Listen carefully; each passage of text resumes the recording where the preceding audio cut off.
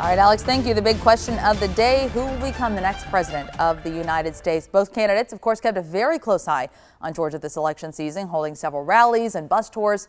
You can see here more than 117,000 votes separating both Kamala Harris and former President Donald Trump as these results are still coming in. Now, we want to take a look at what exactly happened in the polls here in Georgia and also here in central Georgia. Now, again, 117,000 votes separating the two. If we look back here at the 2020 race, you can see obviously a much bigger margin this go around.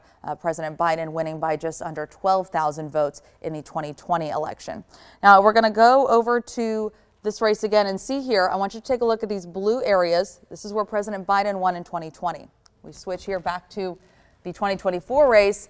That cluster is gone. So those are the only three counties that flipped here in Georgia. Baldwin, Washington, and Jefferson counties all switched from blue to red in this election. Now let's take a look at central Georgia. Let's take a look at how you voted and see what we have here. Now we have Bibb County here, typically leans blue, Democrat, no surprises here in this race. Houston County, the same, typically leans red. You see not an overwhelming margin in either one of those counties.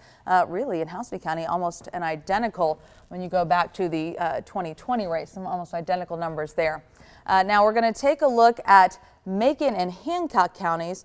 Those two counties, Macon and both of those going to Harris. Harris getting 58% of the vote this go around. Hancock getting 67.5% of the vote. Going back to the 2020 race, you see President Biden had a little more of a commanding lead in the 2020 race than Vice President Kamala Harris did this go around. Now you can really see that a little bit better when we turn on what's called the heat feature here. Okay, so I want to start with the Democratic counties here in central Georgia. So Macon, Bibb, Hancock. And you see here in the 2020 presidential race, the lighter the shade, the less of a commanding lead that candidate has. Okay, so when we go here to the 2024 race, we skip to those Democratic races, you can see those shades are a little bit lighter, meaning that Harris didn't quite have as much of a commanding lead as President Biden did in 2020. Switching to the Republican side, kind of the opposite here, okay? So we take a look. This is the 2024 race. You can see the darker shades of red in a big portion of our counties.